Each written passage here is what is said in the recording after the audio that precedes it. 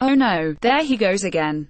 That's the reaction, generally speaking, to the news that Donald Trump wants the Pentagon to arrange a glitzy military parade. Trump is breaking yet another piece of china in the shop of American democracy, glamorizing the armed forces in the type of martial spectacle that, until now, was the authoritarian privilege of countries like North Korea and Russia. Once more, Trump in his singular way is disrupting and demeaning our politics. That's all true, but only to a point. While the Washington Post says the parade might be the most thoroughly Trump idea of his presidency, upending decades of American political tradition, the military has been used as a prop for a long time by Democrats, as well as Republicans. Just think of the countless times you've seen politicians give speeches in front of perfectly positioned Humvees and fighter jets. The difference between the two parties might just be that Republicans are better at it. Witness the adulation that greeted George W.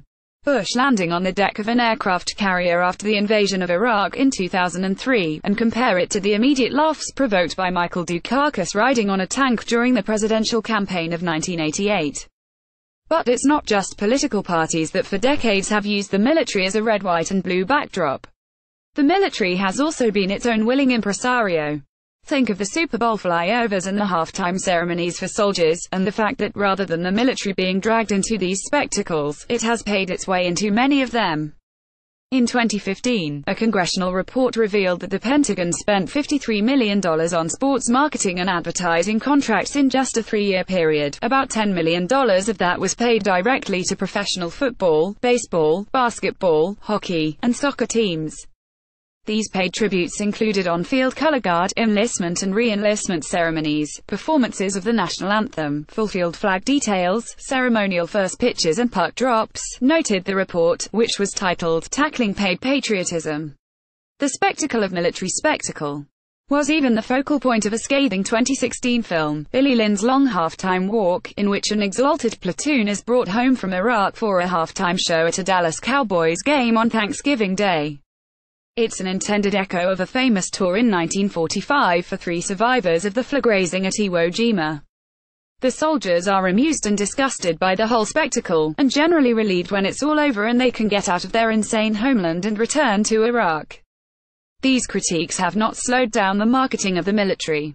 The traditional flyover of last Sunday's Super Bowl, the first was in 1968, was preceded by a Pentagon publicity blitz that included one of the F-16 pilots giving a ride to actress Elizabeth Banks of Wet Hot American Summer fame a day ahead of the game. A video of that flight was posted onto the Facebook page of the F-16 Viper demo team and on YouTube. It's unknown whether the Pentagon brass is unhappy with Trump's idea for a parade, but lots of veterans have spoken out against it, especially on Twitter. I marched in the parade in D.C. after returning from the Gulf War and was miserable. People kept telling us, "Smile, this is for you. Oh mom, this is for you. I would rather be at home with my family." Johnny Painter at New. DIDNT February 7, 2018. You know what the troops and their officers love? A bunch of unnecessary drill and ceremony that takes 2 weeks out of their training cycle. Any officer or soldier who loves this idea and isn't already in the old guard should be dishonorably discharged. https://t.coop/homesoxia, Andrew Exum at Exumum February 6, 2018. They're up against a lot. We're up against a lot, because it's not just the military that has been turned into a product placement for our political culture. To push his hardline policy against North Korea, Trump used several human props in his State of the Union address: the North Korean refugee Ji Seong-ho, and the parents of the late Otto Warmbier. This wasn't a new method of making a statement, of course. Long before Trump launched his improbable campaign for the White House, presidents have been singling out their State of the Union guests to underscore political points. Every policy needs a prop, whether it's a Humvee or a defector. It's too easy to make this about Trump, whose insincerity and phoniness are legendary. The president who wants a military parade is the same guy who evaded the draft 5 times with boned spurs for which there is no medical evidence, just the Donald's word.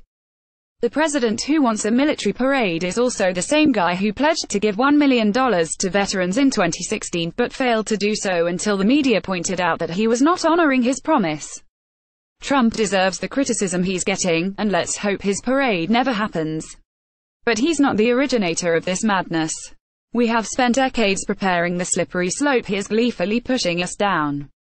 Top photo: the U.S. Air Force's demonstration squadron, the Thunderbirds, fly over Kogalniceanu Airport, near Constanta, 230 kilometers east of Bucharest, on June 8, 2011.